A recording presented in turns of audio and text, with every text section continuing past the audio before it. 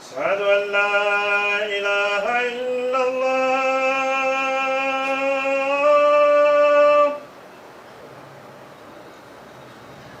أشهد أن لا إله إلا الله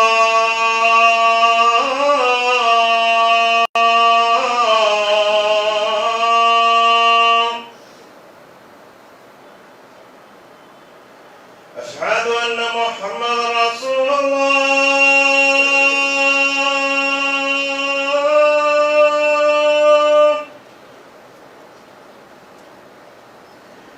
أشهد أن محمدا رسول الله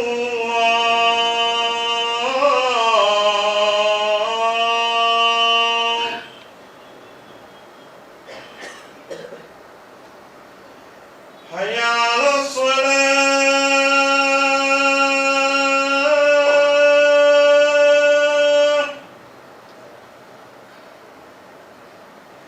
حي على الصلاة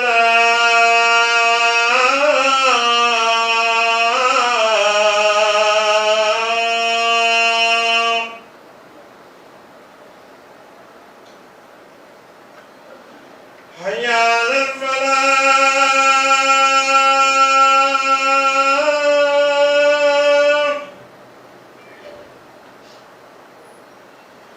حي على الفلاح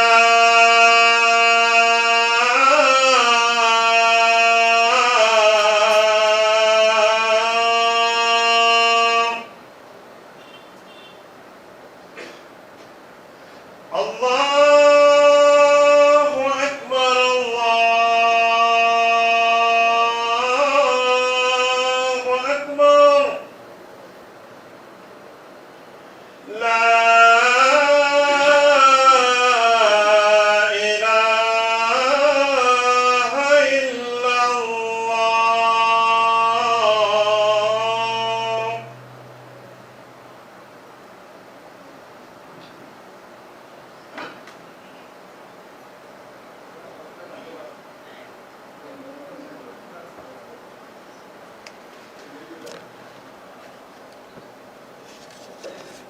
السلام عليكم ورحمة الله وبركاته.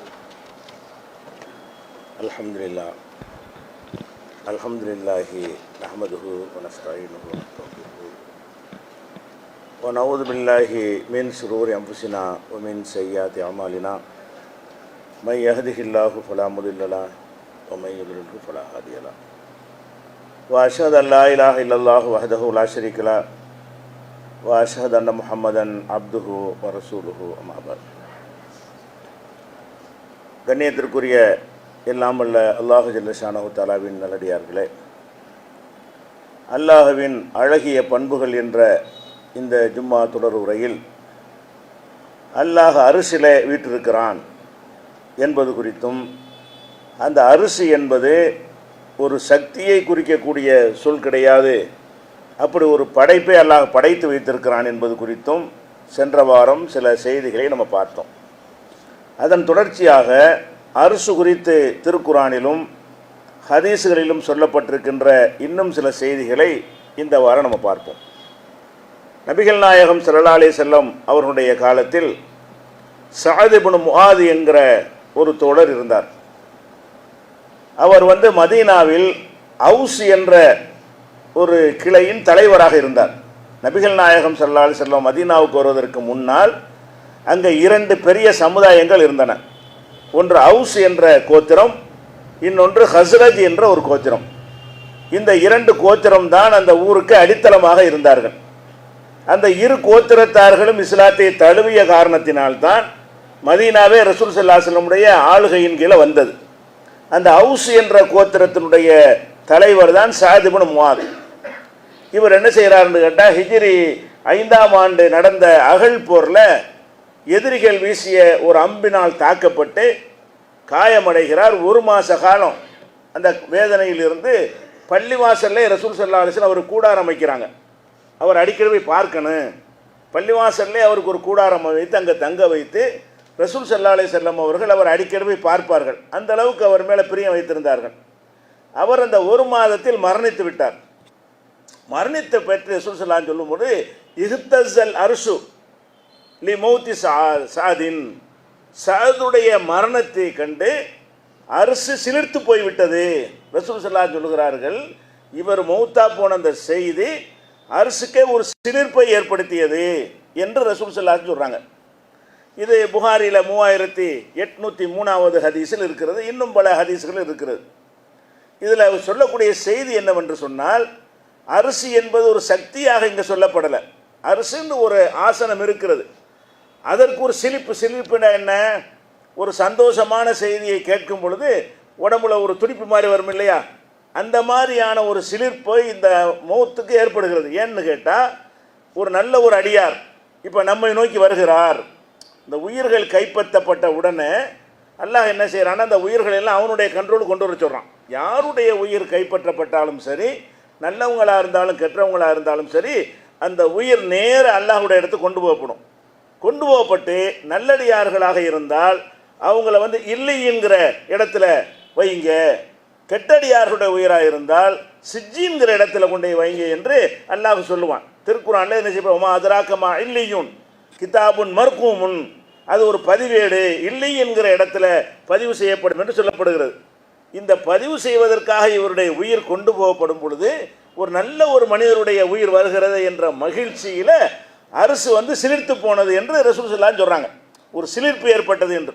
அப்போ அந்த அரிசி என்பது அது ஒரு பொருளாகவும், அது இப்படியான ஒரு செய்தியை கேட்ட உடனே மரண செய்தியை நமக்கு தான் துன்பம், நமக்கு அவரை இழந்தது கவலை, இங்கே உள்ள மக்களுக்கு அது ஒரு பாதிப்பு. அரசை பொறுத்த வரைக்கும் அவர் வர வேண்டிய இடத்துக்கு வருகிறாரு, இந்த துன்யாவை விட்டு விட்டு நல்ல ஒரு மனிதர் நமக்கு வருகிறார் என்று சொல்லி அதற்கு சிலிர்ப்பு ஏற்படும் என்று ரசூல் ஸல்லல்லாஹு அலைஹி வஸல்லம் சொல்கிறார்கள். அப்போ இதில் நம்ம என்ன வழங்குறோம் என்று கேட்டால், அரிசி என்பது சும்மா சக்திக்கு சொல்வது கிடையாது. அரசில் இருக்கிறானே என்றால் சும்மா பேருக்கு சொல்வது, அரசுலாம் ஒன்று கிடையாது என்று சொல்லக்கூடிய வாதம் பொய் என்பதற்கு இதுவும் ஆதாரமாக இருக்கிறது. அதே போல் நபிகள் நாயகம் ஸல்லல்லாஹு அலைஹி வஸல்லம் இந்த ஹதீஸை பல முறை நம்ம சொல்லி இருக்கிறோம். என்ன ஹதீஸு, மறுமையினால் நம்ம எல்லாம் விசாரணையில் இருக்கும் பொழுது ஒவ்வொருவரும் அந்த வேதனை தாங்க முடியாமல் என்னாகுமோ ஏதாகுமோ, இந்த விசாரணை முடிவில் நமக்கு சொர்க்கமோ நரகமோ தெரியலை என்று எல்லாருமே என்ன செய்வாங்க, பதறுவாங்க. அதுபோக அந்த விசாரணை நாளில் நிற்கிறதே பெரிய கொடூரமாக இருக்கும். அவ்வளோ கொடூரமான வெப்பம் வெயிலாக இருக்கும், தாங்க முடியாமல் அல்லாஹ் என்ன செய்கிறான், அப்படி ஒன்று ஏற்படுத்தி வைத்திருப்பான். அதனால அரசுக்கில் சில பேருக்கு நிழல் கொடுக்குறான். அந்த நேரத்தில் ஒவ்வொருத்தரும் நபிமார்களை போய் முறையிடுவாங்க.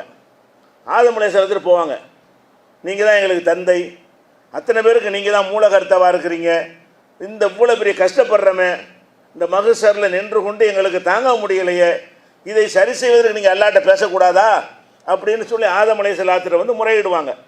அவர் என்ன செய்வார்னு கேட்டால், நான் ஒரு தப்பு செஞ்சிட்டேன், அதனால் என்னை எல்லாம் வெளியேற்றிட்டான், நான் போய் இப்படி கேட்குற அளவுக்கு எனக்கு தகுதி இல்லை அப்படின்னு மறுத்துருவார்.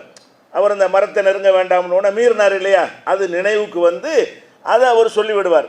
இப்படி ஒவ்வொருத்தர்கிட்டையா போவாங்க, ஒவ்வொருவரும் என்ன செய்வாங்க, மறுத்துருவாங்க. ஒவ்வொரு நபிட்டையும் போவாங்க, ஒவ்வொரு காரணத்தை சொல்லி மறுத்து விட்டு கடைசியாக நபிகள் நாயகம் ஸல்லல்லாஹு அலைஹி வஸல்லம் அவங்கள்ட்ட வருவாங்க. அல்லாஹ்வுடைய தூதரே, நீங்களாவது ஏதாவது செய்யுங்க, ரொம்ப கொடூரமாக இருக்கிறது, அல்லாஹ்விடத்தில் நீங்கள் பரிந்து பேசுங்க, இந்த மகசருடைய வேதனை குறைவதற்கு நீங்கள் அல்லாஹ்ட்ட சிபாரிசு பண்ணுங்க என்று அவங்கள்ட்ட முறையிடுவாங்க. அப்போ ரசூல் ஸல்லல்லாஹு அலைஹி வஸல்லம் சொல்கிறாங்க, ஃபயத்தூனி, என்னிடத்தில் எல்லாரும் முறையிட்ட உடனே அஸ்ஜுது தஹ்தல் அரிசி கீழே போய் நான் சஜிதாவில் விழுந்து விடுவேன். அல்லாட்ட கேட்குறதா இருந்தால் சஜிதாவில் விழுந்து கேட்குறாங்க, இந்த மாதிரி மக்கள்லாம் முறையிடுறாங்க இறைவான்னு சொல்லி சஜிதாவில் போய் என்ன செய்கிறேன், நான் விழுந்து விடுவேன். போய் யுகால் யா முஹம்மதே இர்ஃபா ராஸக, தலையை உயர்த்து என்று அல்லாஹ்வினால் சொல்லப்படும் என்று ரசூல் ஸல்லல்லாஹு அலைஹி வஸல்லம் சொல்கிறாங்க. அப்போ மக்கள் எல்லாம் இந்த மகசருடைய கொடுமையிலிருந்து எங்களை காப்பாற்றுவதற்கு அல்லாட்ட பேசுங்க என்று சொல்லும் பொழுது நபிகள் நாயகம் ஸல்லல்லாஹு அலைஹி வஸல்லம் நான் அல்லாட்ட பேசுவேன்னு சொல்லியிருக்கலாம், முறையிடுவேன் என்று சொல்லியிருக்கலாம். அரசுக்கு கீழே நான் சைதா செய்ய, அரசுங்கிற பிரம்மாண்டமான அந்த அரசுக்கு மேலே அல்லாஹ் இருக்கிறான். அரசு கீழே போய் என்ன செய்கிறாங்க, ஒருத்தரை சிம்மாசனத்தை உட்கார்ந்து இருக்கும்போது சிம்மாசனத்தின் அடியில் சஜிதா செய்தால் அவருக்கு செய்கிற மாதிரி தானே. அந்த மாதிரி அந்த சிம்மாசனத்தில் அல்லாஹ் வீற்றிருக்கிற காரணத்தினால் சிம்மாசனத்தின் கீழே போய் நான் தகுத்தல் அரசுக்கு கீழே நான் சஜிதாவில் விழுந்து விடுவேன், என்னை உயர்த்த சொல்லி ஒரு கேளு நான் தருவோம் என்று அல்லாஹ் பேசுவான்னு சொல்லப்படுது. இது புகாரியில் 3340 ஹதீஸில் இருக்குது. இப்போ இதில் என்ன நம்ம விளங்குறோம்? அரசுங்கிற ஒரு சிம்மாசனத்தில் அது ஒரு பொருள், அது இறைவனால் படைக்கப்பட்ட ஒரு பொருள், அது பிரம்மாண்டமான சைஸில் படைக்கப்பட்டிருக்கிறது. அதுக்கு கீழே அந்த அண்ட சராசரங்கள்லாம் அடங்கக்கூடிய அளவுக்கு பிரம்மாண்டமானது, அதுக்கு கீழே தான் எல்லாமே அடங்கியும் இருக்கிறது. அந்த அரசின் கீழே நான் சஜிதா செய்வேன் என்றது ஒரு பொருளாக ஒன்று கீழே போய் சஜிதா செய்கிறதா இருந்தால் அது சக்தியவாக குறிக்குது. அப்படி ஒரு பொருள் இருக்க போய் தான் அதன் அடியில் போய் நான் சஜிதா செய்வேன் என்று ரசூல் ஸல்லல்லாஹு அலைஹி வஸல்லம் சொல்கிறார்கள். அப்போ அந்த அரிசி என்பதை நம்ம எப்படி விளங்க எதற்கு நான் சொல்கிறோம் என்று கேட்டால், இந்த அரிசிக்கே வியாக்கியானம் கொடுத்து ஈமானை கெடுக்கக்கூடியவர்கள் உண்டாயிருக்கிறார்கள். அரசுலாம் ஒன்று கிடையாதுங்க. சிம்மாசனத்தில் இருக்கிறான் என்றால் அவன் பவராக இருக்கிறான் அர்த்தம். அவனுடைய ஆற்றலை சொல்வதற்கு அந்த வார்த்தை யூஸ் பண்ணுறோம். அப்படிலாம் ஒரு பொருள் கிடையாது. அல்லாஹ்வுக்கு இருக்கு சிம்மாசனம், இப்படியெல்லாம் சொல்லக்கூடிய காட்சியை பார்க்குறோம். அதுக்காகத்தான் இது. அதே மாதிரி நபிகள் நாயகம் ஸல்லல்லாஹு அலைஹி வஸல்லம் அவர்கள் அல்லாஹ்வை துதிப்பதற்கு சில சொற்களை கற்று தந்திருக்கிறார்கள். அதிகம் துதிப்பார்கள், தஸ்பீஹ் செய்வார்கள். அதில் முக்கியமான ஒரு தஸ்பீஹ் என்னென்று கேட்டால், சுப்ஹான் அல்லாஹி அதத ஹல்கிஹி, அல்லாஹ்வை சுப்ஹான் அல்லாஹ் தஸ்பீஹ் தூயவன் என்று சொல்கிறோம். எத்தனை தடவை சொல்கிறோம்? அதத ஹல்கிஹி, அவனுடைய படைப்பினங்களுடைய மொத்த எண்ணிக்கை எவ்வளவோ அவ்வளவுக்கு உன்னை நாங்கள் துதிக்கிறோம். அல்லாஹ்வை துதிக்கணும், சுப்ஹான் அல்லாஹ்னு சொல்கிறோம். அந்த துதிக்கிறது கூட ஒரு தடவை 2 தடவை 100 தடவை கிடையாது. இறைவா உன்னை எந்த அளவுக்கு துதிக்கிறோம் என்று கேட்டால், உன்னுடைய படைப்பினங்களின் எண்ணிக்கை. படைப்பினங்கள மனுஷன் மட்டுமா? மனுஷன் எடுத்தாலே பல கோடிக்கு போயிடும். ஆதம் அலைஹிஸ்ஸலாத்திலிருந்து இன்னைக்கு வரைக்கும் எடுத்தால் பல கோடிகளை தாண்டி போயிடும், பல்லாயிரம் கோடிக்கு போயிடும். மனிதன் மட்டும் இல்லாமல் ஈ எறும்புலேருந்து யானை புலி சிங்கத்திலிருந்து கடல்வாழ் உயிரினங்கள்லேருந்து பறவையிலிருந்து கிருமிகள்லேருந்து எத்தனையோ கோடான உயிரினங்கள் இருக்கிறது. அது எண்ணவே முடியாது. அல்லாஹ் படைத்த படைப்புகளுடைய எண்ணிக்கையை இவ்வளவுன்னு சொல்ல முடியாது. அப்படி அல்லாஹ் சொல்லி காட்டலாம். துஹுசுகா, அவங்களால் என்ன செய்ய முடியாது, எண்ண முடியாது என்றும் அல்லாஹ் சொல்லி காட்டுகிறான். அவ்வளவு எண்ணிக்கைக்கு உன்னை துதிக்கிறோம். அது சொல்லும் பொழுது அல்லாஹ்வை துதிக்கிறதா இருந்தால் ஒரு பிரம்மாண்டமாக சொல்லி துதிக்கணும்ல. சுப்ஹான் அல்லாஹி அதத ஹல்கிஹி, அவனுடைய படைப்புகளுடைய எண்ணிக்கை எவ்வளவோ அந்த அளவுக்கு இறைவா உன்னை நாங்கள் துதிக்கிறோம். இப்படி ரசூலுல்லாஹ் கற்றுத்தர்றாங்க. அதே மாதிரி சுப்ஹான் அல்லாஹி ரிலா நஃப்ஸிஹி, அல்லாஹ்வுடைய திருப்தி இருக்க அது ரொம்ப பிரம்மாண்டமானது. அதனுடைய எண்ணிக்கை அளவுக்கு என்ன செய்கிறோம், உன்னைய துதிக்கிறோம். அல்லாஹ்வுடைய பொருத்தத்துடைய எண்ணிக்கை அளவுக்கு நாங்கள் துதிக்கிறோம். சுப்ஹான் அல்லாஹி ஜினத்த அர்ஷிஹி, அல்லாஹ்வை நாங்கள் துதிக்கிறோம். எவ்வளவுக்கு துதிக்கிறோம் என்று கேட்டால், அரசுடைய எடை எவ்வளவோ அவ்வளோ துதிக்கிறோம். அரசுடைய எடை தான் பெரிய எடை, அதுக்கு எடை இருக்குங்கிறாங்க. ஜினத்த அர்ஷிஹி, அரசுக்கு என்று ஒரு எடை உண்டு. அந்த எடை எவ்வளவு? அதுக்கு நிகரான எடை கிடையாது. ஏன்னா அது வசிய குருசியு சமாவாத்தி உள்ளது, வானம் பூமி எல்லாம் அது கீழே இருக்கிறது. அவ்வளவு பிரம்மாண்டமான இந்த பிரபஞ்சத்தையே உள்ள திணிக்கிற அளவுக்கு பிரம்மாண்டமாக இருக்கிற அரசுக்கு எவ்வளோ இடம் இருக்கு. அந்த அளவுக்கு இறைவா உன்னை துதிக்கிறோம். உன்னை துதிக்க பேருக்கு சுப்ஹானல்லாஹ் 33 தடவை சொல்லிக்கிறோமே தவிர அதை உன்னை எந்த அளவுக்கு நாங்கள் துதிக்கிறோம்? ஜினத்த அர்ஷிஹி, அல்லாஹ்வுடைய அரசின் எடை அளவுக்கு நாங்கள் துதிக்கிறோம். படைப்புகளுடைய எண்ணிக்கை அளவுக்கு நாங்கள் துதிக்கிறோம். சுப்ஹான் அல்லாஹி மிதாத கலிமாத்திகி, அல்லாஹ்வுடைய கட்டளைகள்னா என்ன? ஒவ்வொரு மைக்ரோ செகண்ட்லையும் அல்லாஹ்விடமிருந்து கோடான கட்டளை வருது. அல்லாஹ் கட்டளை பிறப்பிக்கிறான் என்று சொன்னால், நான் பேசுவதற்கு ஒரு கட்டளை, நீங்கள் உட்கார்ந்து கேட்பதற்கு ஒவ்வொருத்தருக்கும் ஒரு வினாடியில் ஒவ்வொருத்தரும் கட்டளை வந்துக்கிட்டு இருக்கிறது. நீங்கள் கேட்கறதுக்கு ஒவ்வொருத்தரும் ஒரு விதமாக உட்காந்துருக்கிறீங்கல்ல, பார்க்குறீங்கல்ல, கவனிக்கிறீங்கல்ல, இதெல்லாம் அவன்கிட்ட வருது உத்தரவு. அல்லாஹ்வுடைய உத்தரவு பிரகாரம் தான் எல்லாமே இயங்குகிறது. இப்படி எடுத்துக்கொண்டால் ஒரு வினாடியில் உள்ள கட்டளை என்ன முடியாது. ஒரு வினாடியில் அல்லாட்டிருந்து கட்டளை ஈக்கி கட்டளை, எறும்பு கட்டளை, தண்ணி கட்டளை, காற்று கட்டளை, ஒரு மனுஷனும் கட்டளை. ஒரு மனுஷனுக்கு ஒரு வினாடியில் 1000 கட்டளை வரும். நான் பேசிக்கொண்டிருக்கும் பொழுது என்னுடைய கண்ணுக்கு ஒரு கட்டளை, என்னுடைய கைக்கு ஒரு கட்டளை, என்னுடைய நாக்குக்கு ஒரு கட்டளை, என்னுடைய மூளைக்கு ஒரு கட்டளை. ஒரு மனிதனுக்கு ஒரு வினாடியில் லட்சக்கணக்கான கட்டளை வந்துடும் அல்லாஹ்விடமிருந்து. அப்போ அந்த கட்டளையின் அளவுக்கு இறைவனை புகழ்கிறோம். அல்லாஹ்வுடைய கட்டளை எத்தனை எண்ணிக்கையில் இருக்கிறதோ அவ்வளோ புகழ்கிறோம்னு சொல்கிறாங்க. இதில் முக்கிய விஷயம் என்னென்னு கேட்டால், அரசுடைய எடைன்னு சொல்கிறாங்க. எடையினால என்ன அர்த்தம்? பொருள்னு அர்த்தம். நிறுத்து பார்க்குற பொருளை தான் எடைன்னு சொல்லுவோம். ஜினத்த அரிசிஹி, அல்லாஹ்வுடைய அரசின் எண்ணிக்கை அளவுக்கு அல்லாஹ்வை துதிக்கிறோம் என்று சொல்லித் தருகிறார்கள். அப்போ அரிசி என்பதை நம்ம விளங்கிக் கொள்ள வேண்டும். அது ஒரு பொருள், பிரம்மாண்டமான பொருள்.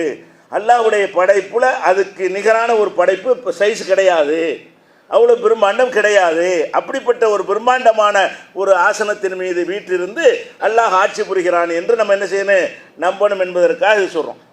அதே மாதிரி அரசுன்ற ஒரு பொருள் தான் என்பதற்கு இன்னொரு ஆதாரம் என்னன்னு கேட்டால், அல்லதீன யஹ்மிலூனல் அரச, அல்லாஹ் குர்ஆனில் 40வது அத்தியாயத்தில் 7வது வசனத்தில் சொல்கிறான், அரிசை சுமக்கிறார்களே. இந்த அரிசி என்பதற்கு சுமப்பதற்கு வானவர்கள் இருக்கிறாங்களாம். அப்போ ஒரு சக்தியாது சுமக்கிறாங்கன்னு சொன்னால் என்ன செய்கிறான், அரிசை சுமப்பதற்கு மலக்குமார்களை நியமித்திருக்கிறான். அந்த மலக்குமார்கள் அரிசை சுமந்து நிற்கிறார்கள். அதுக்கு கீழே தான் அண்ட சராசரங்கள்லாம் இருக்கிறது. அதை பற்றி அல்லாஹ் சொல்லும் பொழுது, அல்லதீன யஹ்மிலூனல் அரச, அரிசை சுமக்கிறார்களே அவர்களும், ஒமன் ஹவுலஹு, அதை சுற்றி இருக்கிறார்களே அவர்களும், யுஸப்பிஹூன பிஹம்தி ரப்பிஹிம், அல்லாஹுடைய இறைவனுடைய புகழை பறைசாற்றி கொண்டிருக்கிறார்கள். ஒ யூமினூன பிஹி, அவனை நம்புகிறார்கள்.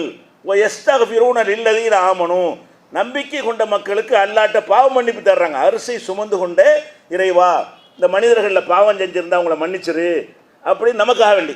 ஒ யஸ்தக்ஃபிரூன லில்லதீன ஆமனு, யாரெல்லாம் ஈமான் உள்ளவர்களாக இருக்கிறார்களோ அத்தனை பேருக்காகவும் அரிசை சுமக்கிற வானவர்கள் சுமந்து கொண்டு இருக்காம அல்லாஹ் ஒரு பக்கம் புகழ்கிறாங்க, திடீர்னு அல்லாஹ்வை பாராட்டுறாங்க, இறைவா நீ மன்னிச்சிருங்கிறாங்க. அவங்களுடைய வேலையை என்னது, அல்லாஹ்ட்ட துவா செய்கிறது தான், அல்லாஹ்விடத்தில் பிரார்த்தனை செய்வது தான். அப்போ அரிசை சுமந்து கொண்டிருக்கிற வானவர்களும் அதை சூழ இருக்கிற வானவர்களும் என்ன செய்கிறார்கள் என்று கேட்டால், அல்லாஹ்வை புகழவும் செய்கிறார்கள், அல்லாஹ்வை ஈமான் கொண்ட மக்களுக்காக வேண்டி பாவ மன்னிப்பு தருகிறார்கள். ரப்பனா வசியத்த குள்ள செய்யின் ரஹமத்தம் வயில்மா, இறைவா எல்லா பொருள்கள் மீதும் உன்னுடைய அறிவை செலுத்துகிறாய். அவன் அறிவுக்கு அப்பாற்பட்டு ஒன்றும் இல்லை தானே, எந்த பொருளாக இருந்தால் அவனுக்கு தெரியும். ரப்பனா வசியத்த குள்ள செய்யின் ரஹமத்தன் வயில்மா, கருணையாலும் கல்வியாலும் அறிவாலும் எல்லா பொருள்களையும் நீ சூழ்ந்திருக்கிறாய் புகழ்கிறாங்களாம். அரிசி சுமந்து கொண்டு அல்லாஹ் எப்படி புகழ்கிறாங்க, இறைவா உன்னுடைய பார்வையில் படாமல் ஒன்றுமே கிடையாது, உன்னுடைய அறிவுக்கு எட்டாது ஒன்றுமே கிடையாது, உன்னுடைய கருணைக்கு அப்பாற்பட்டது ஒன்றுமே கிடையாது, நீ அவ்வளோ விசாலமான கருணை உள்ளவனாகவும் விசாலமான அறிவுடையவனாகவும் இருக்கிறாய் என்று அந்த வானவர்கள் சொல்வார்கள். இது 40வது அத்தியாயத்தில் 7வது வசனத்தில் இருக்கிறது. அப்போ இதில் என்ன வழங்குகிறோம், அரிசி என்கிற அந்த பிரம்மாண்டமான ஒரு ஆசனத்தை சில பேர் சுமந்தாத்தான் நல்லா இருக்கும், நல்லா விரும்புகிறான். விரும்பி அரிசி சுமப்பதற்காக வேண்டிய வானவர்களை படைக்கிறான். அந்த வானவர்களை படைக்கும் போது கூட நம்ம அரிசி சுமக்கிறாங்கன்ற உடனே அதுக்கு ரசூலுல்லாஹ் ஒரு விளக்கமும் சொல்கிறாங்க. என்ன விளக்குறாங்கன்னு கேட்டால், அல்லாஹ்வுடைய அரிசி சுமக்கிற மலக்குகளை பற்றி ஒரு செய்தியை உங்களுக்கு சொல்வதற்கு அல்லாஹ் எனக்கு அனுமதி கொடுத்துருக்கிறான் ரசூலுல்லாஹ் சொல்கிறாங்க.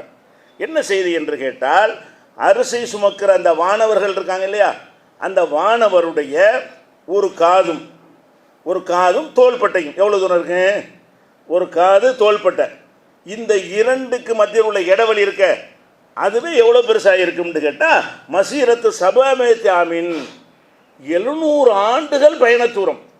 700 வருஷம் பயணம் செஞ்சால் எவ்வளோ தூரம் போவீங்க, அவ்வளோ பெருசாக இருக்கு. இது மட்டுமே இந்த 2 இன்ச்சு உள்ள இடம் இருக்க, இந்த காதுக்கு ஒரு சோனைக்கும் தோள்பட்டைக்கும் உள்ள இடம் எவ்வளோ, அந்த மலைக்கு எவ்வளோ பிரம்மாண்டமாக இருப்பார் என்றால், அரிசி சுமக்கிறவர் அவருடைய இது மட்டுமே 700 வருஷம். அப்போ இதெல்லாம் சேர்த்திங்கன்னா பல லட்சம் வருஷங்கள் ஓடி போயிடும். அவ்வளோ பிரம்மாண்டமான ஒரு வானவரை அல்லாஹ் படைத்திருக்கிறான். அந்த அரிசி சுமக்கிற மலக்குகளில் ஒருவரை பற்றி நான் உங்களுக்கு சொல்கிறேன் அப்படின்னு சொல்லி ரசூலுல்லாஹ் சொல்கிறாங்க.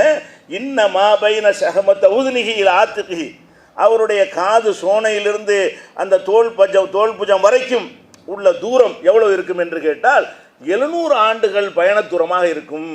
700 வருஷம் போய்கிட்டே இருந்தோம் என்று சொன்னால் எவ்வளோ தூரத்து நம்ம பயணம் போவோமோ. இது கூட இந்த 700 வருஷ பயணம் என்பது அல்லாஹ்வுடைய விஷயங்களில் வந்துச்சுன்னு சொன்னால் அது ஒளியாண்டில் தான் சொல்லணும், நம்ம பயணம் சொல்ல முடியாது. ஏன்னா அல்லாஹ்வுடைய பயணம் எல்லாமே வேகமெல்லாம் இது ஒளியின் வேகத்தில் உள்ளது தான். அப்போ ஒளியாண்டை எடுத்துக்கிட்டீங்கன்னு வைங்க, அது எங்கே போயிடும். 700 ஒளி ஆண்டுகள் தூரத்திற்கு பயணம் செய்து போனால் எவ்வளோ தூரம் நீங்கள் போவீர்களோ அவ்வளோ பெருசாக சின்ன இந்த இடமே இருக்கும். அப்போ மொத்தம் அவருடைய பாடி எவ்வளோ பெருசாக இருக்கும், அவருடைய விஸ்தீர்ணம் எவ்வளோ பெருசாக இருக்கும்னு நீங்கள் கணித்து கொள்ளுங்கள்னு சொல்கிறாங்க. அப்போ அந்த அரிசிங்கிற ஒரு பொருளாக இருக்க போய் தான் அதை சுமப்பதற்கு தகுந்தவாறு வானவர்களையும் படைக்கிறான். அந்த வானவர்கள் எப்படி பிரம்மாண்டமாக இருப்பார்கள் என்று கேட்டால் இந்த சின்ன இதனுடைய தூரமே 700 வருஷம் பயண தூரம் என்று சொல்லும் அளவுக்கு ரசூல் ஸல்லல்லாஹு அலைஹி வஸல்லம் அவர்கள் விளக்குகிறார்கள். இது அபூதாவுதுல ஆதாரப்பூர்வமான ஹதீஸாக இருக்கிறது. அப்போ இதில் நம்ம என்ன விளங்குறோம் என்று கேட்டால், அரிசி என்று ஒரு படைப்பு இருக்கிறது, அதை வானவர்கள் சுமந்து கொண்டிருக்கிறார்கள், சுமந்து நமக்கெல்லாம் தஸ்பீஹ் செய்து கொண்டிருக்கிறார்கள், பாவ மன்னிப்பு தேடிக்கொண்டிருக்கிறார்கள் என்று சொன்னால் அதுக்கு அர்த்தம் என்ன? அப்போ அரிசி இருக்குன்னு அர்த்தம். அதை வானவர்கள் சுமக்கக்கூடிய அளவில் என்ன செய்யறான், ஒரு பொருளாகத்தான் அல்லாஹ் அதை படைத்து வைத்திருக்கிறான் என்பதற்கு இது ஒரு சான்றாக இருக்கிறது. அதே மாதிரி பொதுவாக அரசு சுமக்கிறாங்களா, இது போக உலகத்தை அல்ல அழிக்கிறான். இந்த உலகத்தை அழிக்கக்கூடிய நேரத்தில் ஒரு சூறு தான், ஒரு சத்தம் தான் உலகம் அழிஞ்சு போயிடும். உருவாக்குவதற்கும் ஒரு சத்தம் தான், அழிக்கிறதுக்கு ஒரு சத்தம் தான். அப்போ ஒரு சத்தத்தை கொடுத்தவன ஒய்தா நுஃபிக ஃபி சூரி நஃபகத்தும் வாஹிதா, ஒரே ஒரு தடவை அந்த சூர் ஊதப்பட்ட உடனே ஒன் சக்கத்தி சமா, வானங்கள்லாம் பிளந்து போய்விடும். வாஹியா அது ரொம்ப பலவீனப்பட்ட நிலையில் இருந்துடும். இந்த வானத்தின் மீது தான் அந்த மலக்குகள் இருந்து அரசை சுமக்கிறார்கள். அப்போ அல்லாஹ் சொல்லி காட்டுறான், ஒல் மலக்கு அலா அர்ஜாயிஹா, அந்த வானவர்கள்லாம் இருக்காங்கல்ல அதனுடைய ஓரத்தில் இருப்பார்கள். வானமெல்லாம் இப்போ வானத்தில் தான் அவங்க இருக்கிறாங்க. அதான் அரிசி கீழே வானவர்கள், வானவர்களுக்கு கீழே வானம், அது கீழே தான் அண்ட சராசரங்கள்லாம் வருகிறது. அப்படி இருக்கும் பொழுது வானமே போச்சு. இப்போ சூர் ஊதின உடனே எல்லாம் பிளந்து நொறுங்கி பூமியெல்லாம் சிதறி போய் விடுகிறது, வானமெல்லாம் பலவீனப்பட்டு நொறுங்கி விடுகிறது. வானத்துக்கு மேலே அவர் எப்படி நிற்பார் என்று கேட்டால், அவர் ஓரமாக அந்தரத்தில் நிற்பாராம். அல்லாஹ் சொல்லி காட்டுறான், ஓ யஹ்மிலு அர்ஷ ரப்பிக்க ஃபௌகஹும் யௌமைதின் சமானியா, அந்த நாளில் அவர்களுக்கு மேலே ஒரு 8 வானவர்கள் அந்த அரிசி சுமந்து கொள்வார்கள். இப்போ இருக்கிற வானவர்களுக்கு மேலே 8 மலக்குகள் என்ன செய்வாங்க, நம்பர் போட்டு எல்லாம் சொல்கிறான், 8 வானவர்கள் அந்த அரிசி சுமப்பார்கள். இது திருக்குறானில் 69வது அத்தியாயத்தில் 17வது வசனத்தில் இருக்கிறது. அப்போ இதில் நம்ம விளங்குறோம், உலகம் அழிக்கப்பட்ட பிறகு கூட அரிசி அழியாது. அந்த அரிசை எல்லாம் என்ன செய்வான், தூக்கி நிப்பாட்டக்கூடிய வானவர்களை வைத்திருப்பான். அவர் அழிய மாட்டார். சூர் ஊதின உடனே எல்லாம் அழிஞ்சு விட்டாலும் அரசும் அழியாது, அரசை சுமக்கிற வானவர்களும் அழிய மாட்டார்கள். அதுக்கு பிறகு ஒரு உத்தரவு போட்டு உண்டாக்கிடுவான்ல, அது ஒரு விஷயம். அழித்து அனைத்து என்ன செய்வான், ரெண்டாகி போய்விடும். ரெண்டாவது சூர் ஊதின உடனே போய் இதாகும் கியாமுன்னு எழுந்துருவோம், ஒன்று எல்லாம் நினச்சி நிற்பான், அழிக்கப்பட்ட அத்தனை பேர் எந்திரிச்சிருவான். அப்போ இதில் என்ன வழங்குது என்று கேட்டால், இந்த அரிசி என்பது அல்லாஹ் ஒரு முக்கியத்துவம் கொடுக்குறான். அதை இந்த அரிசி இல்லாமல் இருக்கலாம்ல, எதுக்கு அரிசி அவன்பாட்டுக்கு இருக்க வேண்டிய, அரிசியை அழிச்சு விட்டு அவன்பாட்டுக்கு இருக்கலாம், அவன் நினச்சா அப்படி செய்யலாம். அல்ல அப்படி செய்யலாம். அவன் என்ன செய்யறான், அந்த அரிசி இருக்கிறதே அவன் விரும்புகிறான். அந்த அரசுடைய பிரம்மாண்டத்தையே சொல்லி தன்னுடைய சக்தியை உங்களுக்கு காட்டுகிறான். நான் எப்படிப்பட்டவன் தெரியுமா, அதுள்ள அரிசி, அரசுக்கு சொந்தக்காரன் அப்படின்னு சொல்கிறான். என்று சொன்னால் அரசுடைய பிரம்மாண்டம் வழங்குறது, அது அல்லாவிடத்தில் எவ்வளோ முக்கியத்துவமானது என்று சொல்கிறது. ஒவ்வொரு இடத்துலையும் அரசுக்குரிய அரசுல் அலீம் இப்படியெல்லாம் அல்லாஹ் அரசை பற்றியே பாராட்டி சொல்லுகிறான். இதெல்லாம் திருக்குறானில் இருக்கிற பார்க்குறோம். அது போக நம்ம கஷ்டம் துன்பங்கள் ஏற்படுதுன்னு வைங்க, எந்த துன்பம் வந்தாலும் சரி அதிலிருந்து விடுவதற்கு ஒரு துவா சொல்லி தந்திருக்காங்க ரசூல் ஸல்லல்லாஹு அலைஹி வஸல்லம். நமக்கு எத்தனை கவலைகள் இருக்குமா இல்லையா, பொருளாதார கவலை இருக்கலாம், நோய்ங்கிற கவலை இருக்கலாம், வேலை இல்லைங்கிற கவலை இருக்கலாம், குடும்பத்துடைய உறுப்பினர்களால் நம்ம கவலைப்படக்கூடியவர்களாக இருக்கலாம், பிள்ளைகளால் கவலையாக இருக்கலாம், பெற்றோர்களால் கவலையாக இருக்கலாம், மனைவியால் கணவனால், இப்படி பலவிதமான கவலைகளுக்கு உள்ளாகாமல் யாருமே இல்லை. அப்போ இந்த கவலையில் வீழ்ந்திருக்கக்கூடிய மக்களுக்கு அது ஒரு ஆறுதலுக்காக வேண்டி, அந்த கவலையை தீர்ப்பதற்காக வேண்டி ஒரு பிரார்த்தனை இருக்கு. அந்த பிரார்த்தனை ரசூல் ஸல்லல்லாஹு அலைஹி வஸல்லம் சொல்லி தர்றாங்க. எப்படி சொல்கிறாங்க, கானன் நபி ஸல்லல்லாஹு அலைஹி வஸல்லம் எதுவும் இந்த கர்பி, துன்பமான நேரத்தில் ரசூல் ஸல்லல்லாஹு அலைஹி வஸல்லம் மோதிய துவா என்னவென்று சொன்னால், லா இலாஹ இல்லல்லாஹுல் அலீமுல் ஹலீம். ஆனால் இதில் ஒரு துவாவுமே இருக்காது. இதனுடைய அர்த்தத்தை பார்த்தீங்கன்னா அல்லாஹ் புகழ்றது மட்டும்தான் இருக்கும். அது புகழ்ந்தாலே போதும், அல்லாஹ் கவலை நீக்கிறான். அல்லாஹ் என் கவலை நீக்குங்கிற அர்த்தம்லாம் இதில் இருக்காது. இதில் என்ன இருக்கும்னு கேட்டால், நமக்கு கவலை வருது, நம்ம அல்லாஹ் பாராட்டணும். அதுவே என்ன செய்யுது, அந்த கவலை நீப்பதற்குரிய மருந்தாகி விடுகிறது. என்ன சொல்கிறாங்க ரசூல் ஸல்லல்லாஹு அலைஹி வஸல்லம், லா இலாஹ இல்லல்லாஹ். ஃபஸ்ட்டு நம்ம எதை சொல்லணும், கவலை வருதுன்னு சொன்னால் இந்த லா இலாஹ இல்லல்லாஹ்வில் உறுதியாக இருக்கணும். வணக்கத்திற்குரியவன் அல்லாஹ்வை தவிர யாரும் இல்லை அப்படின்னு சொல்லிவிட வேண்டும். அதுக்கப்புறம் அந்த அல்லாஹ் எப்படிப்பட்டவன் என்றால், அல் அலீமுல் ஹலீம், அவன் சகிப்புத்தன்மை உள்ளவன், பிரம்மாண்டமானவன். அல்லாஹ் பிரம்மாண்டமானவன் என்று நம்ப வேண்டும். அவன் சகிப்புத்தன்மை, நம்முடைய தவறுகளை எல்லாம் பொறுத்து சகித்துக் கொள்கிறான். ஹலீம், அல்லாஹ் சகிப்புத்தன்மை உள்ளவன் என்று, சகிப்புத்தன்மை உள்ளவனாகவும் பிரம்மாண்டமாகவும் இருக்கிற அல்லாஹ்வை தவிர வணக்கத்துக்குரியவன் யாரும் இல்லை. மொத்தத்துக்கு அர்த்தம் லா இலாஹ இல்லல்லாஹுல் அலீமுல் ஹலீம் என்றால் என்ன அர்த்தம்னு கேட்டால், பிரம்மாண்டமாக இருக்கின்ற சகிப்புத்தன்மையோடு இருக்கிற அல்லாஹ்வை தவிர வணக்கத்துக்குரியவன் யாரும் இல்லை. இது ஒரு சென்டென்ஸ். அதுக்கடுத்து லா இலாஹ இல்லல்லாஹ், மறுபடி வணக்கத்துக்குரியவன் அல்லாஹ்வை தவிர யாரும் இல்லை. அவன் யார் என்று கேட்டால், ரப்பு சமாவாத்தி உள்ளர், வானங்களுக்கு எஜமான் அதிபதி, பூமிக்கு அதிபதி, ஓ ரப்புல் அர்ஷில் அலீம், மகத்தான அரசுக்கு அவன் தான் அதிபதி. இந்த அரசை எப்படி நல்லா கொண்டு வர்றான்னு கேட்டால், அல்லாவை புகழ நமக்கு சொல்லித்தர்றான். எப்படி? வணக்கத்துக்குரியவன் அல்லாவை தவிர யாரும் இல்லை. அல்லாண்ட என்ன சின்னதை நினச்சிக்கிட்டு இருக்கிறீங்களா? இல்லை, இந்த சமாவாத்து வானங்களுக்கு, இந்த அண்ட சராசரங்களுக்கு அவன் தான் எஜமான். நீங்கள் வாழுகிற பூமிக்கு அவன் தான் எஜமான். இந்த வானம் பூமிக்கு மேலே இருக்கிற அரசு பிரம்மாண்டமா, அந்த அரசுக்கு அவன் தான் எஜமான், அரசுக்கு சொந்தக்காரன் என்று அல்லாஹ்வை புகழும் போது, அவனுடைய பிரம்மாண்டத்தை பற்றி புகழும் பொழுது நம்முடைய கவலைகள் தீர்கிறது. அல்லாஹ் சந்தோஷப்படுறான். அல்லாஹ்வுடைய ரசூல் இந்த இவ்வளோதான் கற்றுத்தந்தது. லா இலாஹ இல்லல்லாஹு அல் அலீமுல் ஹலீம், லா இலாஹ இல்லல்லாஹு ரப்பு சமாவாத்தி வல்லர் ஓ ரப்புல் அர்ஷில் அலீம். அப்போ மகத்தான அரசுக்கு சொந்தக்காரனாக இருக்கிற, பூமிக்கு சொந்தக்காரனாக இருக்கிற, வானங்களுக்கு சொந்தக்காரனாக இருக்கிற அல்லாஹ்வை தவிர வணக்கத்துக்குரியவன் யாரும் இல்லை. இதை ஓதினால் நம்முடைய கவலைகள் தீரும் என்று ரசூல் ஸல்லல்லாஹு அலைஹி வஸல்லம் கற்று தந்திருக்கிறார்கள். இதை நேரடி மூலத்திலிருந்து படிக்க நினைச்சிங்கன்னா, புகாரியில் 6345வது ஹதீஸில் இருக்கிறது. 6345. அப்போ இந்த ஹதீஸில் என்ன சொல்லித்தரப்படுதுன்னு கேட்டால், நமக்கு துன்பம் கவலை எல்லாம் தீரும் பொழுது அல்லாஹ்வுடைய பிரம்மாண்டத்தை சொல்லி புகழ்கிறோம். அல்லாஹ்வுடைய எத்தனையோ பண்புகள் இருக்கிறது, அதில் 2-3 பண்புகளை சொல்லி புகழ்கிறோம். ஒரு பண்பு என்ன? அவனே பிரம்மாண்டமானவன். அல்லாஹ்வுடைய ரஹமத்து அதையெல்லாம் தனியாக விஷயம். அவனுடைய பிரம்மாண்டத்தை சொல்லி என்ன செய்கிறோம்? அலீம், மகத்தானவன், ரொம்ப பிரம்மாண்டமானவன். அரசே அவ்வளோ பெருசாக இருந்தால் அரசுக்கு மேலே இருக்க அவன் எப்படி இருப்பான்? அனைத்தையும் சுற்றி வளைக்கக்கூடியவனாக இருக்கிறான். அவ்வளோ பிரம்மாண்டமானவன் என்று அல்லாஹ்வை புகழும் பொழுது அவனுக்கு அதில் மகிழ்ச்சி ஏற்பட்டு நம்முடைய கவலையை தீர்க்கிறான். இதில் ஒரு கோரிக்கை நம்ம வைக்கவே இல்லை, இதில் ஒரு துவாவே இல்லை. இறைவா என் கஷ்டத்தை போக்கு என்று கூட இதில் கேட்கல. என்ன கேட்குறோம்? கஷ்டம் வந்துச்சுன்னு சொன்னால் இதை சொல்லிக்கிட்டே இருக்கு அடிக்கடி. இதை ஒவ்வொரு தொழுகைக்கு அப்புறம் நேரம் கிடைக்கும் போதெல்லாம், நடக்கும்போது போகும்போது கூட இந்த ஒரு துவாவை அர்த்தத்தை விளங்கி நம்ம ஓதிக்கொண்டு இருந்தால் நம்முடைய கவலைகள் எல்லாம் பஞ்சாக பறந்து விடும். அல்லாஹ் போக்குவதற்குரிய வழியை ஏற்படுத்துவான். ரசூலுல்லாஹ் அதை தான் ஓதுவாங்கன்னு இருக்குது. அப்போ ஃபஸ்ட்டு என்ன செய்கிறோம்? அல்லாஹ்வுடைய பிரம்மாண்டத்தை சொல்கிறோம். அல்லாஹ் பிரம்மாண்டமான உள்ளவண்டு. அதுக்கடுத்து என்ன சொல்கிறோம்னு கேட்டால், அல் ஹலீம், அல்லாஹ் புகழ்வதில் என்ன கேட்டால் அந்த சகிப்புத்தன்மை. அவனுடைய சகிப்புத்தன்மை யாருக்குமே கிடையாது.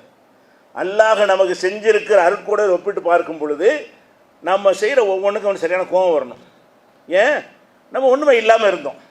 நம்ம தான் படைச்சிருக்கிறான், உயிரை கொடுத்துருக்குறான், கண்ணை கொடுத்துருக்குறான், காதை கொடுத்துருக்குறான், இந்த உறுப்புகளை கொடுத்துருக்குறான், காற்றை கொடுத்துருக்குறான், தண்ணீரை கொடுத்துருக்குறான். அவனுடைய பூமியில் வாழ்ந்து கொண்டு அவனுடைய தண்ணீரை குடித்து கொண்டு அவனு ரிசுக்கை சாப்பிட்டு கொண்டு எவ்வளோ நன்றியாக இருக்கணும். அல்லாஹ் தந்திருக்க அருட்கொடையோடு ஒப்பிட்டு பார்த்தால் நம்ம நடவடிக்கைக்கு கோவம் தான் வரணும். அல்லாஹ் ஏன்டா உனக்கு எவ்வளோ செஞ்சுருக்கிறேன், எனக்கு மீறி நடக்கிறேன்னு கோவம் வரணுமா இல்லையா? நம்ம சின்னதாக உதவி செஞ்சோம்னா ஒரு மனுஷனுக்கு நம்ம அவன்கிட்ட ரொம்ப எதிர்பார்க்குறோம். நம்மகிட்ட ஒரு 1000 ரூபா ஒரு உதவி பெற்றுட்டான்னு சொன்னால் எவ்வளோ விசுவாசமாக இருக்குன்னு எதிர்பார்க்குறோம். அல்லாஹ் நமக்கு தந்திருப்பதற்கு நம்ம ஒரு ஒன்றுமே பேச முடியாது. அல்லாஹ்வுக்கு எதிராக ஒரு துரும்பு கூட செய்யக்கூடாது. ஆனால் அப்படி நடக்கிறோமா? இல்லை, நிறைய மீறுகிறோம். ஒவ்வொரு நாளும் அல்லாஹ்வுடைய கோல் சொல்கிறோம், புறம் பேசுகிறோம், பொய் சொல்கிறோம், மோசடி செய்கிறோம், ஏமாத்துகிறோம், வணக்க வழிபாடுகள் அலட்சியமாக இருக்கிறோம், அடுத்தவர்கள் புண்படுத்துகிறோம், காயப்படுத்துகிறோம், பிற உரிமையை பறிக்கிறோம். 1-2 கிடையாது. ஒவ்வொரு மனுஷனும் ஏதாவது தவறுகளை செஞ்சுக்கிட்டே தான் இருக்கிறான். இதுக்கு கோபம் வர்றதா இருந்தால் நம்மளை அப்போ அழிச்சிட வேண்டியதான், மனித குலத்தை அழிச்சிடணும். ஆனால் அல்லாஹ் ஹலீமாக இருக்கிறான். ரசூலுல்லாஹ் இந்த கஷ்டத்தை நீக்குகிற துவாவில் என்ன சொல்லி தர்றாங்கன்னா, அவன் பிரம்மாண்டமாக இருக்கிறான். பிரம்மாண்டமாக இருந்தால் ஒரு நசுக்கு தான், ஒரு உத்தரவு தான் காலி ஆக்கிடுவான். ஆனாலும் பிரம்மாண்டமாக இருந்தாலும் அவன் ஹலீமாக இருக்கிறான். ஹலீம் என்று சொன்னால் அனைத்தையும் பொறுக்கிறான், டைம் கொடுத்துருக்குறான், எல்லாத்தையும் சகிக்கிறான். கடைசி அந்த தொண்டை குழிக்கு வர்ற வரைக்கும் நீ மன்னிப்பு கேட்குறியாங்கிற டைம் தர்றான் உனக்கு. தொண்டை குழிக்கு உயிர் மூச்சு வர்ற வரைக்கும் கூட யாரெல்லாம் நான் செஞ்ச என்னை மன்னிச்சிக்கன்னு கேட்டுறியா, திருந்திக்கிறியா என்ற அவகாசம் எவ்வளோ கொடுக்குறான் என்று கேட்டால் 60, சில பேருக்கு 60 வருஷம் கொடுக்குறான், சில பேருக்கு 80 வருஷம் கொடுக்குறான். அவனுடைய லைஃப் எப்போ முடியுதோ, சில பேர் 30 வருஷத்தை கொடுக்குறான். அப்போ பாவம் செஞ்சுக்கிட்டே இருக்கான், அன்றைக்கே பிடிக்கிறது கிடையாது. திருந்திரியான்னு பார்க்குறேன், இன்னொரு வருஷம், இன்னொரு வருஷம் இப்படின்னு சொல்லி மரண வேலை நெருங்குமே அந்த நேரத்துக்கு முன்னாடி வரைக்கும் நம்ம மன்னிப்பு கேட்டால் ஏற்றுக்கொள்கிறாங்க. திருந்தி விட்டால் அவனை அலட்சியப்படுத்தி விடுகிறான். அந்த அளவுக்கு உள்ளதுனால அவனுக்கு பேர் என்னென்னா ஹலீம். அல்லாஹ்வுடைய பண்புகளில் அந்த பிரம்மாண்டம் அலீம் என்கிறதும் நம்ம மனசில் வைத்துக்கொள்ள வேண்டிய விஷயம். ரெண்டாவது வந்து ஹலீம், அவ்வளவு சகிப்பு. இப்படிலாம் ஒருத்தன் இருக்க முடியாது. நீங்கள் அல்லாஹ் செய்கிற உதவியில் கோடியில் ஒரு பங்கு ஒருத்தனை உதவி செய்து விட்டு அவன் உங்களை எதிர்த்து நின்றால், உங்களுக்கு கட்டுப்பட மறுத்தால் உங்களுக்கு எவ்வளோ கோவம் வரும்? அப்போ அல்லாஹ்வுக்கு எவ்வளோ வரணும்? அவன் செய்து, இன்னும் சொல்ல போனால் அவன் செய்திருக்கிற உதவிக்கு சொல்லுவாங்க நன்றி செலுத்துறதா இருந்தால். நீங்கள் மூச்சு விட்றீங்கல்ல, ஒரு மூச்சு, அது ஒரு அருட்கூட. இழுக்கிறீங்கல்ல, அருட்கூட. விடுறது அருட்கூட. அது நின்று அழகாளி. இந்த மூச்சு விடுவதற்கு நீ நன்றி செலுத்திக்கிட்டு இருந்தால் கூட வேற ஒன்றும் செலுத்த முடியாது. மூச்சு விடுறதுக்கு சுப்ஹானல்லாஹ், இழுக்கிறதுக்கு சுப்ஹானல்லாஹ், விடுறதுக்கு சுப்ஹானல்லாஹ், இப்படி சொல்லி கொண்டிருந்தால் வேற விஷயத்துக்கு ஒன்று நன்றி செலுத்த முடியாது. காலமெல்லாம் நீ சுப்ஹானல்லாஹ் ஒரு வினாடி விடாமல், உண்ணாமல் பருகாமல் தூங்காமல் 24 மணி நேரத்தில் உள்ள அத்தனை வினாடிகளிலும் அல்லாஹ்வை புகழ்ந்து கொண்டு இருந்தாலும் அது எதுக்கு தான் ஈடாகும்? மூச்சு விடுறதுக்கு மட்டும்தான். மூச்சு விடுறோம், இழுக்கிறோம்ல, அதுக்கு சுப்ஹானல்லாஹ் அல்ஹம்துலில்லாஹ். மற்றதுக்கெல்லாம் உன்னுடைய பார்வைக்கு என்ன நன்றி, உன்னுடைய கேள்விக்கு என்ன நன்றி, உன்னுடைய உடலில் கொடுத்த ஆற்றலுக்கு என்ன நன்றி, ஒரு நன்றி செலுத்த முடியாது. அப்போ அந்த மாதிரி நம்மகிட்ட எல்லாம் எதிர்பார்க்குறான்னா இல்லை, இவ்வளோயும் தந்துட்டு சின்னதாக எதிர்பார்க்குறான். ஒரு 5 வேளை தொழுகை எதிர்பார்க்குறான். ரசூல் ஸல்லல்லாஹு அலைஹி வஸல்லம் சொல்கிறாங்க, ஒரு மனிதன் வயிறு புடைக்க சாப்பிடுகிறான். சாப்பிட்டு விட்டு போய் அஹமது அல்லாஹ் அல்ஹம்துலில்லாஹ்ங்கிறான். அல்லாஹ் திருப்தி அடைஞ்சிடறான். முட்டையும் சாப்பிட்டு முடிச்சுவிட்டு அல்லாஹ் நம்மள்கிட்ட என்ன எதிர்பார்க்குறான்? உடனே சாப்பிட்டீங்கள, 8 மணி நேரம் வேலை செய்யும், அப்படி சொல்லலாமா இல்லையா? ஒரு சட்டி சோறு சாப்பிட்டீங்களடா, இதுக்கு வேலை செய்ய அல்லாஹ் சொல்கிறான். சாப்பிட்டீங்கள, அல்ஹம்துலில்லாஹ்னு சொல்லி முடிஞ்சு வச்சுக்காத. இவ்வளோ சாப்பாட்டுக்கு அல்லாஹ் எதிர்பார்க்குற நன்றி என்ன? அல்ஹம்துலில்லாஹ். அதில் அல்லாஹ்வும் திருப்தி அடைந்து விடுகிறான். தண்ணீரை குடிக்கிறோம், வகையான கூல்ட்ரிங்க்ஸ் எல்லாம் குடிக்கிறீங்க, அது வாங்கி தந்தவனுக்கு 1000 நன்றி சொல்லிட்டு போங்க. அல்லாஹ்வுக்கு அல்ஹம்துலில்லாஹ் தான். அல்லாஹ் உங்கள்கிட்ட எதிர்பார்க்குற சின்னத்தை எதிர்பார்க்குறான். அதனால அல்லாஹ்வுக்கு என்ன பேர்னு கேட்டால் அவன் ஹலீம், ரொம்ப சகிக்கிறான். நம்முடைய எல்லா தவறுகளையும் ரொம்ப சகிக்கிறான். சின்ன ஒரு நன்றியை கூட பெருசாக எடுத்துக்கொள்கிறான் அப்படின்னு சொல்லி அல்லாஹ்வை புகழும் பொழுது இன்னொரு பிரம்மாண்டம் என்னன்னு கேட்டால் அர்ஷுக்கு சொந்தக்காரன் நம்பு. அல்லாஹ் அலீம் என்று நம்பு, ஹலீம் என்று நம்பு. அடுத்து வானம் பூமிக்கு எஜமான் என்று நம்பு. இந்த வானம் பூமிக்கு மேலே இருக்க அரிசு, அதுக்கும் சொந்தக்காரன். அரிசுக்கு கூட அலீம்ங்கிறாங்க ரசூல் ஸல்லல்லாஹு அலைஹி வஸல்லம். பிரம்மாண்டமான அரிசுக்கு சொந்தக்காரன். இப்படி அல்லாஹ்வை புகழும் பொழுது அவன் நம்முடைய கஷ்டங்களை எல்லாம் தீர்ப்பான் என்கிற ஒரு விஷயம் அரிசுனா என்னன்னு வளர்க்குறது. இந்த அரிசுக்குரிய எல்லாம் சந்தோஷப்படுறான். அல்லாஹ்வுடைய வர்ணனைகளை சொல்லும் பொழுது அதுள்ள அரிசுக்கூடியவன், அரிசுக்கு சொந்தக்காரன் என்று சொல்வதில் அல்லாஹ்வே அது பெருமையாக சொல்லி காட்டுகிறான். என்றால் அரிசி என்பது ஒரு ஆற்றல் கிடையாது. அரிசி என்பது பிரம்மாண்டமான ஒரு படைப்பு, அல்லாஹ் ஆள்வதற்காக உண்டாக்கி வைத்திருக்கிற ஒரு படைப்பு என்று நம்ப வேண்டும். இது குறித்து கூடுதல் விஷயங்களை இன்ஷா அல்லாஹ் அடுத்தடுத்த வாரங்களை பார்ப்போம்.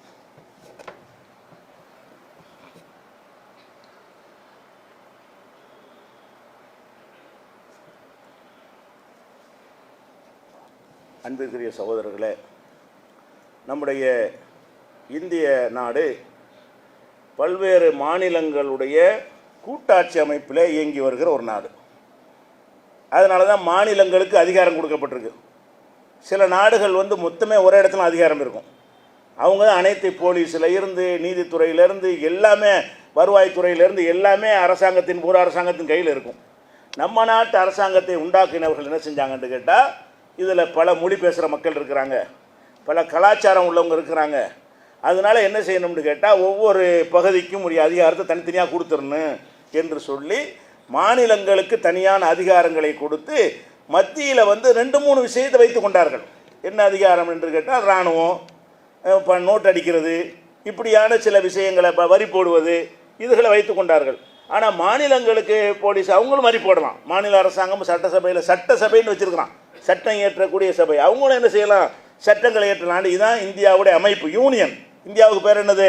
அது ஒரு தனி நாடு கிடையாது, பல கூட்டாட்சி அமைப்பில் இயங்கக்கூடிய நாடுங்கிறது உண்டாக்கப்பட்டிருக்கிறது. இதில் நம்முடைய அதிகாரம் மாநில அரசை விட மத்திய அரசாங்கம் கூடுதலாக வைத்திருக்கிறது. நினச்சா ஒரு அரசாங்கத்தை கவிழ்த்து விட்டுருக்குது, கவர்னரை போட்டு அனுப்பி என்ன செய்கிறாங்க, டிஸ்டர்ப் பண்ணுறாங்க என்றெல்லாம் பல எதிர்ப்பு குரல்லாம் ஒவ்வொரு கட்டத்திலையும் வந்து கொண்டிருக்கிறது. இப்போ என்ன நடந்து கொண்டிருக்குன்னு கேட்டால், மத்திய அரசாங்கம் இந்த கூட்டாட்சி முறையை ஒழிச்சிட்டு எல்லா அதிகாரத்தையும் தானே வைத்து கொள்ளக்கூடிய பாதைக்கு போய் கொண்டிருக்கிறது. அதுக்கு உதாரணமாக சென்ற வாரம் என்ஐஏ குறித்து சொன்னோம். என்ஐஏங்கிற அந்த சட்டம் அவங்க மாநில அரசாங்கத்தை கேட்காமலேயே இங்கே உள்ள நுழைஞ்சி ஒவ்வொரு மாநிலத்துக்குள்ளேயும் புகுந்து கைது செய்யலாம், விசாரிக்கலாம், நடவடிக்கை எடுக்கலாம் என்று திருத்தம் பார்த்தோம். இப்போ ஒரு திருத்தம் கொண்டு வந்துட்டாங்க. என்ன திருத்தம்? தகவல் அறியும் உரிமை சட்டம்னு ஒரு சட்டம் இருக்கிறது. 2005ஆம் ஆண்டு உருவாக்கப்பட்ட சட்டம். அந்த சட்டப்படி என்னன்னு கேட்டால், ஒவ்வொரு மாநில அரசாங்கமும் அவங்க தகவலுக்கு ஒரு ஆணையரை நியமிக்கணும். அதுக்கு துணை பொறுப்பு நிறைய பேர் இருப்பாங்க. மத்திய அரசாங்கம் ஒரு தகவல் ஆணையத்தை அமைத்துக் கொள்ளும். மத்திய அரசு சம்பந்தப்பட்ட விஷயங்களாக இருந்தால் அவங்க ரிப்ளை கொடுப்பாங்க. மாநில அரசில் உள்ள விஷயங்களை பற்றி தகவல் கேட்டிங்கன்னா, தகவல் அறியும் உரிமை சட்டம் என்பது அது வந்த பிறகு நிறைய ஊழல்லாம் குறைஞ்சிருக்குது. ஒரு ரேஷன் கடையில் ஒழுங்காக விநியோகிக்கலன்ட்டு வைங்க, இதுக்கு நீங்கள் போராட்டம்லாம் செய்ய தேவையில்லை. தகவல் அறியும் உரிமை சட்ட பிரகாரம் அந்த ரேஷன் கடையை குறித்து, இந்த ரேஷன் கடைக்கு கொடுக்கப்பட்ட அரிசி எவ்வளவு, எத்தனை பேருக்கு விநியோகப்பட்டது, விநியோகிக்காமல் மிச்சம் இருக்குதான்னு ஒரு கேள்வி கட்டுவிட்டேன்னு வைங்களேன், அவன் கரெக்டான பதில் சொல்லி எழுத்துல தரப்போகிறான். தந்தாது கோர்ட்டில் நிற்கும், எங்கே வேண்டாலும் நிற்கும், பெரிய பாதிப்பை ஏற்படுத்தி விட்டோம். அப்படிங்கிறதுனால உடனே என்ன செய்வாங்க, அப்படியே கேட்குறான், என்னடா செஞ்சுருக்கிறீங்க, உடனே விநியோகம் பண்ணிடுவான். விநியோகம் பண்ணிவிட்டு வந்த அரிசியெல்லாம் விநியோகம் பண்ணி விட்டோம் என்ன செய்யறவன் தரணும், போய் சொல்ல மாட்டிக்கிடுவான். அப்போ ஒவ்வொருத்தனும் இந்த ஊழல் லஞ்சத்தை ஒழிப்பதற்கு இந்த தகவல் அறியும் உரிமை சட்டம் என்பது நல்ல உதவக்கூடிய ஒரு சட்டத்தை 2005 கொண்டு வந்தாங்க. கொண்டு இன்றைக்கு வரைக்கும் இருக்கிறது. ஆனால் இராணுவம், பாதுகாப்பு இந்த விஷயங்களை சொல்ல மாட்டாங்க. நாட்டுடைய பாதுகாப்புக்கு விஷயமாக நீங்கள் கேள்வி கேட்டிங்கன்னா, அது இத்தனை இராணுவ பீரங்கி எத்தனை வைத்திருக்கிறீர்கள் அப்படின்னு கேட்டால் அது சொல்ல மாட்டாங்க. ஏன்? அது இராணுவத்துக்கு மட்டும் தெரிந்த விஷயமாக இருக்கும், அதை பொதுமக்களுக்கு சொல்ல மாட்டாங்க. அப்போ நாட்டின் பாதுகாப்பு அந்த மாதிரியான விஷயங்களை தவிர்த்து விட்டு பொதுமக்கள் சம்பந்தப்பட்ட எந்த விஷயத்தை நீங்கள் கேட்டாலும் அவங்க தரணும். ஒரு சின்ன ஒரு ரேஷன் கடையில் இருந்து, ஒரு காவல் நிலையத்தில் இருந்து ஒரு ஆள் மீது வழக்கு போட்டிருக்காங்களா, இவர் மீது போடப்பட்ட வழக்கு என்ன, எதுக்கு போடப்பட்டிருக்குன்னு தகவல் அறிவு சட்டத்தில் கேட்டால் அதுக்கு உங்களுக்கு அந்த தகவல் கிடைச்சி தந்தாகணும். தராட்டி அவங்களுக்கு ஃபைன் போடுவாங்க.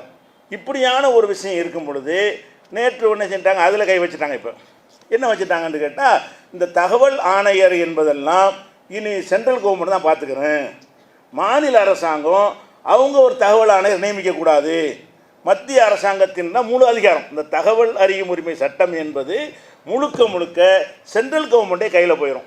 அப்படி போய்விட்டால் அதை நியமிக்கிற அதிகாரம் யாருக்கு இருக்குதா? மத்திய அரசாங்கத்துக்கு இருக்கிறது.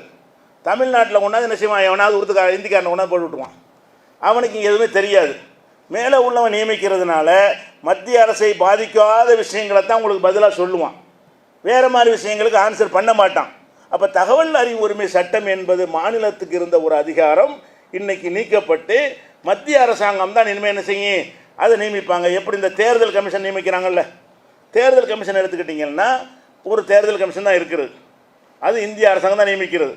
அவங்க என்ன செய்கிறாங்க, அந்த ஆளுங்கட்சிக்கு ஆதரவான நிலைப்பாட்டை எடுத்து அவங்க ஜெயிப்பதற்குரிய எல்லா திருட்டு வேலைக்கும் உடந்தையாக இருந்திருக்கிறார்கள். மாநிலத்துக்கு ஒரு தேர்தல் கமிஷன் இருக்கிறது. அவங்க என்ன செய்வாங்கன்னா, அந்த உள்ளாட்சி பஞ்சாயத்து இதை நடத்துக்குருவாங்க. பஞ்சாயத்து போர்டு தேர்தல், மாநகராட்சி தேர்தல்னால் மாநில அரசாங்கத்து அதிகாரம். ஆனால் மாநிலத்துக்குள்ளேயே நடக்கிற சட்டமன்ற பாராளுமன்ற விஷயங்களை எல்லாம் டெல்லியில் உள்ள தேர்தல் ஆணையர் இங்கே ஒருத்தர் நியமிப்பார், அவர் கண்ட்ரோலில் செயல்படுவாங்க. இந்த மாதிரி இப்போ என்ன செய்ய போகிறாங்கன்னா, தேர்தல் ஆணையத்தை எப்படி மொத்தத்தையும் கையில் வைத்து கொண்டு செய்கிறார்களோ, இந்த தகவல் அறிவு உரிமை சட்டத்தை இப்போ மாநிலத்தில் எடுத்தாச்சு. இப்போ அப்போ மாநிலத்தின் அதிகாரம் ஒவ்வொன்றாக எடுக்கப்பட்டால் கடைசியில் என்ன ஆகும், எல்லாம் மத்திய அரசாங்கம். அப்போ இந்தியை திணிப்பதற்கு, அவங்களுடைய எல்லா ஒரே நாடு ஒரே சட்டம்னு கொண்டு வருவதற்கு அதற்கான வாசலை நோக்கி ஒன்று ஒன்றா திறந்து கொண்டு இருக்கிறார்கள். ஆனால் அவங்க லேசாக நினைக்கிறார்கள், இப்படி எல்லாம் மாநிலத்து அதிகாரத்தை எடுத்தால் வலிமை ஆட்சி பண்ணலாம்னு. இதுதான் புரட்சி ஏற்படும், இதில் தான் கொந்தளிப்பு ஏற்படும். இது ஒன்று ஒன்றா எடுத்துக்கொண்டு இருந்தார்களே. ஆனால் சோவியத் யூனியன் நம்ம கேள்விப்பட்டிருக்கோமா இல்லையா? சோவியத் யூனியன் என்று என்னது, பல நாடுகள் ஒன்றாக சேர்ந்து சோவியத் யூனியன் என்று வைத்திருந்தார்கள். துண்டு துண்டாக செதர்ந்துச்சு. முழு அதிகாரத்தை கையில் எடுத்துக்கொண்டு அந்த உள்ள நாடுகளுக்கெல்லாம் அதிகாரம் கொடுக்காமல் போன உடனே செதறி போய் இப்போ ரஷ்யா மட்டும் நிற்கிறது. ரஷ்யாவுடைய தலைமையில் பல நாடுகள் சேர்ந்து தான் சோவியத் யூனியனாக இருந்தார்கள். அவங்க இதே வேலையை செஞ்சார்கள். ஒவ்வொரு ஸ்டேட்டில் உள்ள அதிகாரத்தையும் கையில் எடுத்துக்கொள்வது, அவனை டம்மி ஆக்குவது. வந்த உடனே புரட்சி ஏற்பட்டுரும், கொந்தளிப்பு ஏற்பட்டுவிடும். இதை விளங்காமல் மாநில அரசுடைய அதிகாரத்தை என்ன செய்கிறாங்க, ஒரு இந்திய நீங்கள் திணிக்கும் பொழுது 67 என்ன புரட்சி ஏற்பட்டுச்சு. அப்போ மாநில அரசாங்கத்துடைய அதிகாரத்தை பறித்தால் மாநில மக்கள் அதை சின்ன விஷயமாக எடுக்க மாட்டார்கள், ஒன்று ஒன்றா பார்த்து கொண்டிருப்பார்கள். 1 2 3 பொறுமையாக இருப்பார்கள். ஒரு எல்லை மீறக்கூடிய நேரத்தில் நாடு அமைதியாக இருக்க முடியாத நிலை ஏற்படும். அதை நோக்கி நகர்த்த பார்க்கிறார்கள் ஒரு தகவலுக்காக வேண்டி. ஆனால் இதில் என்ன விஷயம் என்று கேட்டால், இவ்வளவு நடந்தும் கூட மாநில சுயாட்சிக்காக குரல் கொடுத்த இந்த திராவிட இயக்கங்களில் உள்ள அதிமுக இதுக்கு ஆதரவாக வாக்களிக்கிறாங்க. அவங்களும் ஆதரிக்கிறாங்க. எதை? தகவல் அறிவு உங்கள் அதிகாரத்தை நாங்கள் எடுத்துகிட்டு எடுத்துகிட்டு போங்கங்கிறாங்க. அப்போ எந்த அளவுக்கு மாநில சுயாட்சிக்கு போராடின ஒரு மாநிலத்திலேயே விட்டு கொடுக்கக்கூடிய நிலைமை இருக்கிறது. அரசியல்வாதிகள் விட்டு கொடுத்தாலும் மக்கள் விட்டு கொடுக்க மாட்டாங்க. மக்கள் கொந்தளிப்பு நிச்சயமாக வரும். அவங்க ஒட்டுமொத்த அரசாங்கத்தையும் ஒரே அரசாங்கமாக்கி ஒரு அதிகாரத்து மாநிலத்துக்கு இல்லாமாக்கி போலீஸிலேருந்து எல்லாமே எங்கள் அதிகாரம்தான் என்று கொண்டு வருவதற்கு காய் நகர்த்தி கொண்டிருக்கிறார்கள். கண்டிப்பாக அது தோல்வியில் முடியும் என்பதை மாத்திரம் இப்போதைக்கு நம்ம சொல்லி வைக்கிறோம். அஸ்ஸலாமு அலைக்கும்.